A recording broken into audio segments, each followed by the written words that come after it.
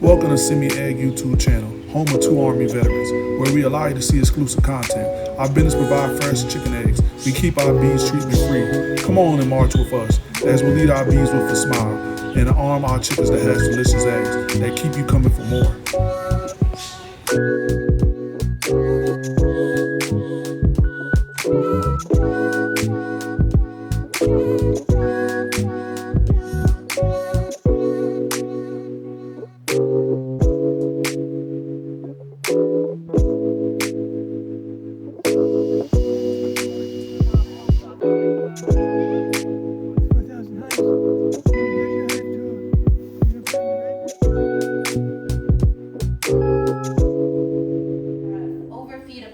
If you feed them gallons of syrup, they're going to build that comb, yes, but then they're going to backfill it with nectar, and then they're not going to have anywhere to put babies, so they're going to collapse and die. I've seen many people killing their packages by overfeeding.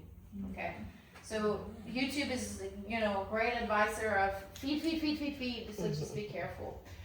If it doesn't get killed, you might end up with an explosion of population, especially early in the season, where they end up swarming on you because you've fed them so much. So when it comes to pollen substitutes especially, it rears brood. Remember, bee building blocks is protein. Pollen substitutes are not pollen. They're made up of milk, dry powder, and soy powder, and really stuff that the bees don't really eat usually.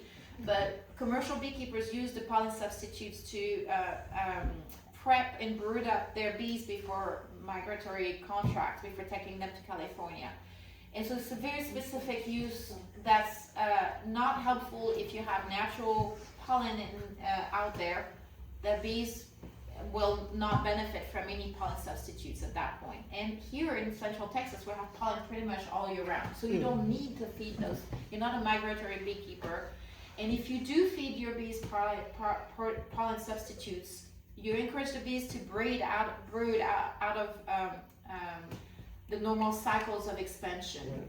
So you're still in a dearth, and you're forcing them to stay in brood or get brood. And you're raising mites, first of all, out of instead of letting them take a break and naturally let the mite population collapse. That's a big thing in natural beekeeping. You don't want to encourage mite population. So you don't want to feed those pollen substitutes. But beyond that, all that brood, when it's cold and there's still cold snaps out, because that's when, in the spring, for example, in the early spring when it's, you're trying to get your colony to get big before the nectar flows so you can have more honey. Is another reason people do it. Well, there's still cold snaps. So the bees are going to try to keep those baby bees warm. Mm-hmm. And they're going to expend their energy doing that, which means they're going to eat all their honey and they can starve, because now they've got nothing left. Mm-hmm. They might not be able to keep all those babies warm, so you might have a lot of chill brood, right?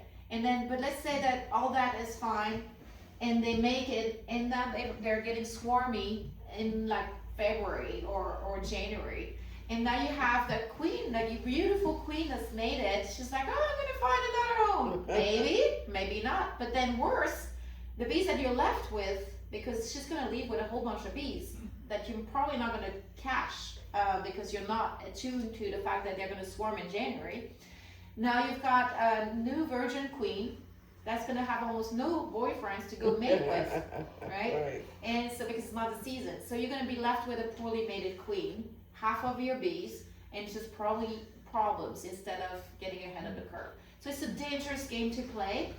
I would recommend you stay away from pollen substitutes as much as you can. Anything like soft sugar breaks, the sugar breaks that contain pollen that are yellow, just stay away from that.